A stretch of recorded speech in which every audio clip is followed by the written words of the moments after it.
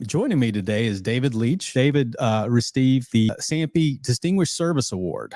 David has served, I believe, 38 years, and this is pretty amazing. So I'm sure he's got some stories to share with us, and looking forward to getting his perspective on CAMX last week and just kind of highlighting his whole career. So I want to welcome David. Thanks again for joining me on the podcast this week and spending some time talking about CAMX. All right. Yeah. Thanks, Jonathan. Yeah, well, I appreciate the recognition for the SAMPE Distinguished Service Award. As you said, I've actually been a member for 38 years. I was looking back, and my first SAMPE conference was in 1986. 1986. Wow. Yeah, and I was there to give a presentation on thermoplastic composites. So a lot of things have changed since '86, but I guess that's not one of them. So anyhow, in SAMPE, my interest has always been more on the technical side of things, with conferences, programming, and then taking kind of increasing roles in particularly the conferences, SAMPE Conference, SAMPE Europe Conference, and CAMX, of course, more recently, including being the technical co-chair for SAMPE 2023 conference.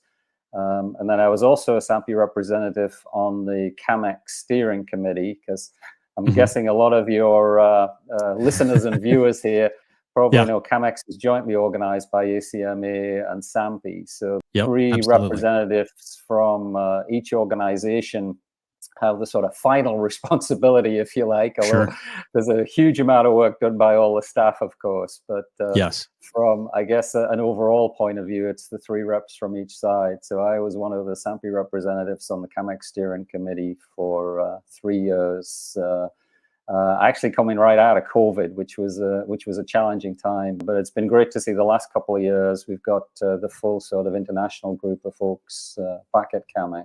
Well, I want to say again, congratulations, David. The Distinguished Service Award is given to individuals who have significantly contributed to the betterment of society and have made a lasting impact on the organization's mission. So again, just thank you for all of your hard work over the years. So I'm curious, what are some things, talking about, since we're kind of fresh out of, CAMX 2024, and we didn't get a opportunity to talk on Wednesday. I'm curious, from your perspective of someone who's been so involved in this, what are some things that really stood out to you at this year's event? Yeah, well, I will say it was quite busy on the show floor. I think we might have hoped for a few more people, but I think if you like the quality of people, there was a lot of real interest on the show floor, not just people kind of coming and visiting for the sake of it, if you like. But certainly one of the highlights for me was the keynote with Maurice Conti. Again, having been on the steering committee, and that's one of the big things, to try and identify who do we want to bring in as a keynote, and what sort of message both for them to be able to bring and outside information.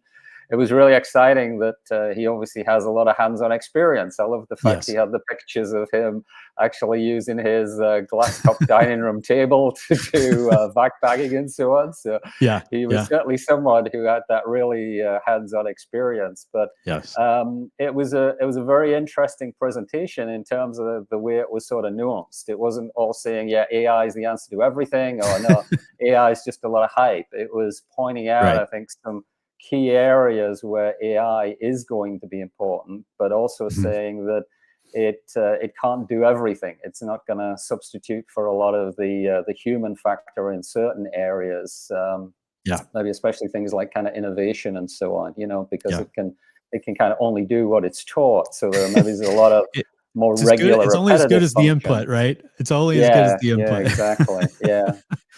So that was definitely one of them. I did spend some time going around looking at the awards, and again, a lot of my history is thermoplastic, so it was very exciting to see several thermoplastic awards. The one for NIAR, Wichita State, and Craftsman 5 for the overmolded aircraft window cover. That's basically to sort of cover windows in commercial aircraft that are not needed when you're converting them over to freighters. Yeah. And there's been a lot of R&D work on overmolding, but I think this is kind of one of the first production parts I've really seen, certainly in the high performance area. And so a great collaboration there, I think, as well, with all the resources at NIAR and Wichita. And then Kraus Maffei is the sort of machine builder to do the combine stamping and overmolding all in one process. Another one in the awards that I actually won an ACE award and was nominated, was a CAMX finalist, was the Weave 3D, which actually I first heard about on your podcast, actually, just before CAMX. So I particularly went out of the way. I think it's a very interesting concept of being able to take the thermoplastic unidirectional tapes, slit them, kind of tack the overlap points. But the factor of being able to vary the spacing distribution within the weave, if that's what we want to call it, so that you can put in reinforcement in specific areas, and you can also even change the thickness of the part by just how much weave you put into that particular location, which is still one of the challenges for thermoplastics. You know, a lot of the thermoplastic parts we have, certainly in aerospace, is still kind of constant thickness. Right. Now, the Weave 3D examples were more automotive lightweighting. But there's nothing to stop that technology being applied into higher performance, more demanding areas as well. It was interesting to see the Collins booth. Of course, the Collins structures group that do the manufacturing nacelles are close by, just down the road in Chula Vista, and then a lot of their manufacturing up in Riverside, which is not too far away. But for anyone who wasn't there, they had a great cutaway nacelle where you could really see how a nacelle works. But also featured a lot of thermoset and thermoplastic parts. And I wouldn't even necessarily mention the big parts, but some of the smaller, really detailed parts. They're sort of on public record that they're building a fan case cowl door demonstrator. And some of the parts that are more stamp formed, really detail in things like hinges and latches and so on, that are really quite hard to form in thermoplastic, but they're really pushing forward with that.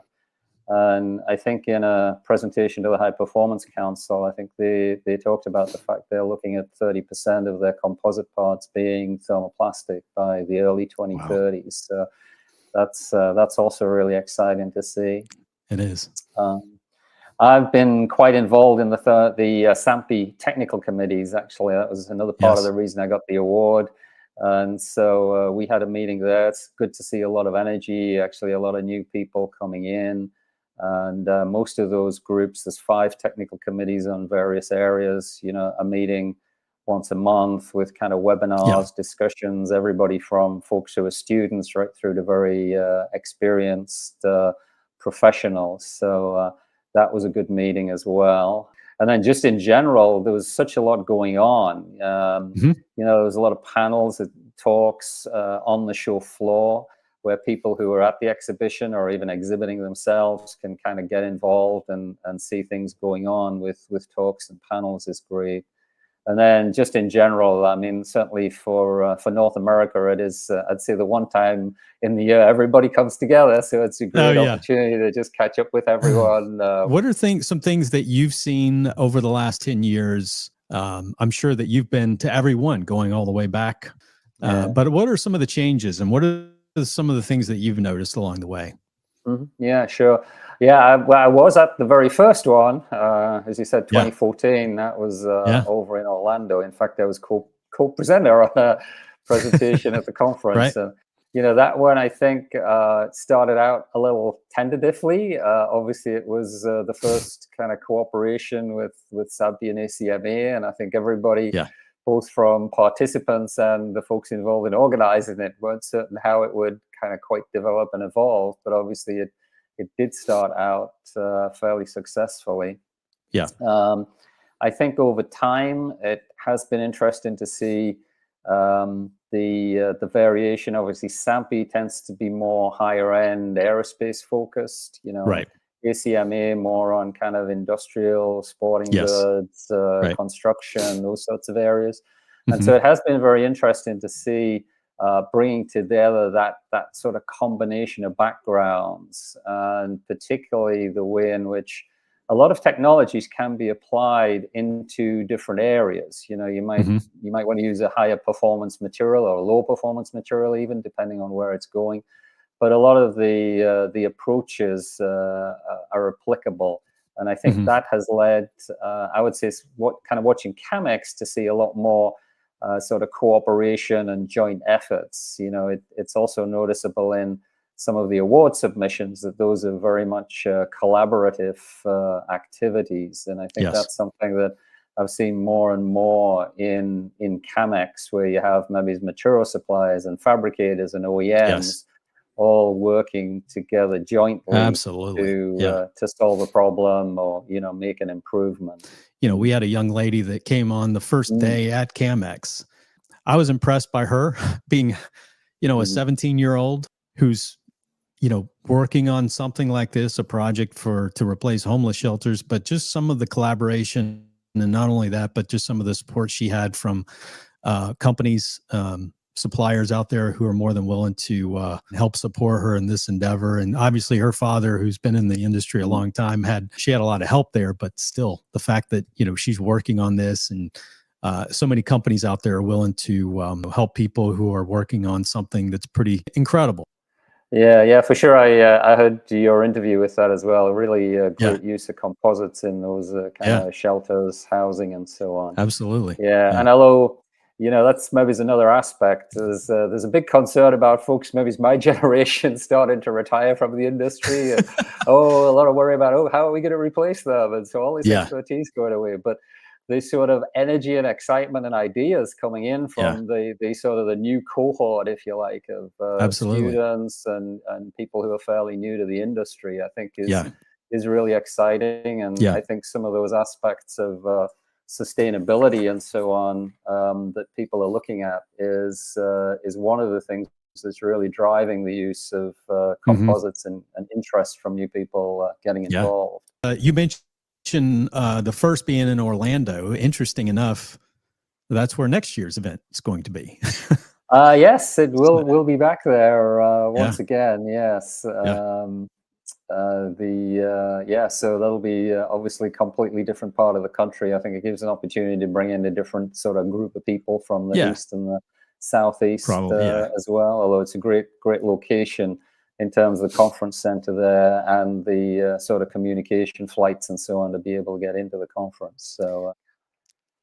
Well, David, it's always a pleasure talking. Thank you again for joining us today and sharing your insight. And once again, congratulations on the SAMPE Distinguished Service Award.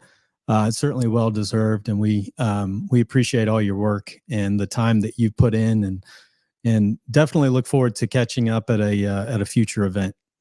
Yeah. All right. Sounds good. Great. Thanks for the opportunity to chat today. Yeah. Thank you, David. Have a great weekend. All right. Great. Thanks. And you.